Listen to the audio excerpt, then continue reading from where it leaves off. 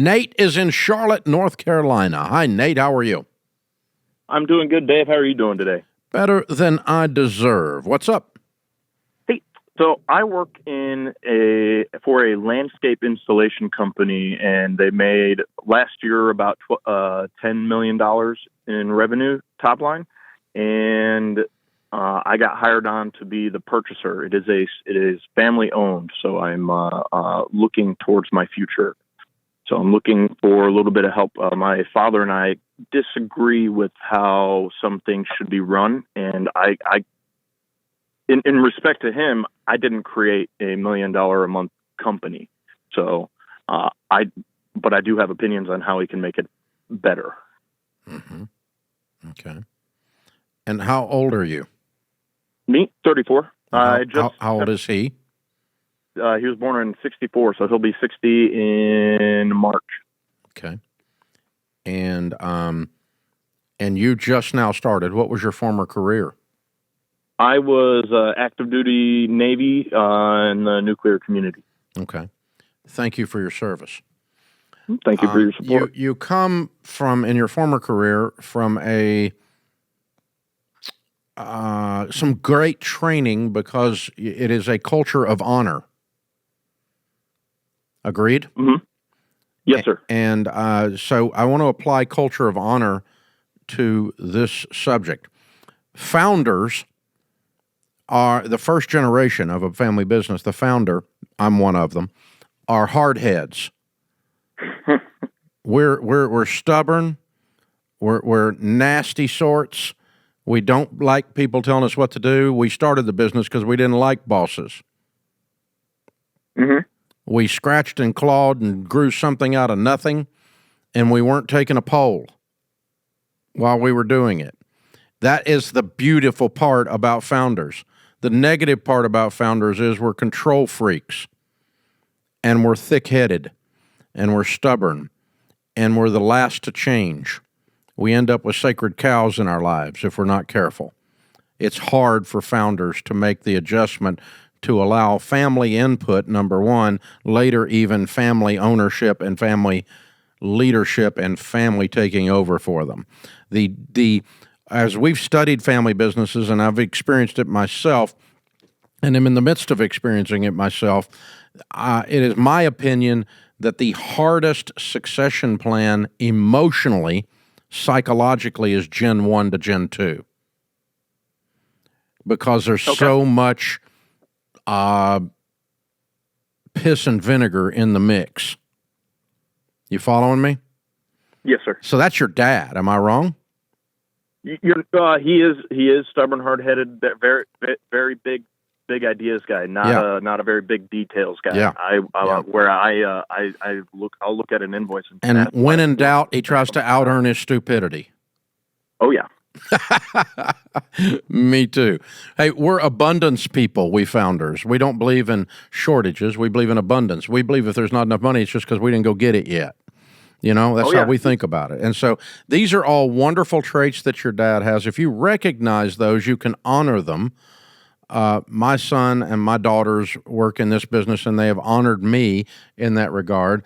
But I'm also self-aware enough to know that I'm also could be what's holding back progress around here, or my standing on some of these ridiculous things is holding up progress. I taught our team this morning, EntreLeadership University, which is our leadership development thing, and I was talking about the stages of business. And in that, I was talking about how we entrepreneurs that start things, we move so fast and we change things so quickly in the early days, and then we get stuck, and it's hard for us to move on to the next technology after a while, the next whatever. I don't even like changing my freaking phone out because I have to go learn something, right? And that kind of stuff. So I get where your dad is, but I think what your question is, how do I help him move from there? But first way is you honor him. The second way is you understand him. That's why I was talking about this. You honored him in your opening when you said, I'm not the guy who made a $1 million a month company. He is a $12 million, $10 million top line company. And so you honored him when you did that. You admitted that he's done something you have never done. And so I need to step into that, but I also can see some systems and things. So I think you just start by honoring him to his face and in front of the other people, and then say, and I'm kind of new around here, but I'd really think if we changed this one thing, we could probably change our expense ratio. And you don't have to go for the big dog. Try to find some little wins where you get credibility with him and with the team. You've not been there long. No, not at all. Yeah. And so go find a few little things you can change and some little wins to where you earn the respect that you have good ideas, and your ability to implement the good ideas is earned over time. And so then you can earn the right to say, well, we really need to do this big thing. But if my son, who is now our president, has been here 12 years, if he in his first year here, when he was selling ads for the radio show, and he was a lowly ad sales guy, getting the crap beat out of him, right? Which is what you do in the ad sales business. It's horrible. But if he had come in and suggested that we make major strategic moves, I would have been kind, but when he left the room, I would have been laughing, right? So yep. You got to avoid, but then he went and became our top salesman, and that helped him, right? And then he left that and went into an area that was struggling and helped with the leadership team on that, turn it around. And then he led an area that we led into to doing better. And then he led another area in digital into another area. By the time he finished all that, lots of people around here wanted his opinion, and then I had to take it. You see how I backed into that? I do. Yeah, I'm going to have to go in his honor and little wins first. But that's easy. You said, baby steps. You were taught to honor the general when he comes into the room. You stand at attention. And yet that general could have been a jerk, or he could have been a great man or a great woman, right? Oh, yeah, respect the rank. Exactly. Respect what's been done before you got here. There's one of the things we do is we'll hand out an English pound occasionally. The English pound is a coin, and around the edges is a quote from Sir Isaac Newton. It says, "We are standing on the shoulders of giants." So the business that you will build in the next generation, Nate, was built on the platform that your dad laid the foundation for. You'll be standing on the shoulders of a giant. And that's why we honor, that's why we pay homage.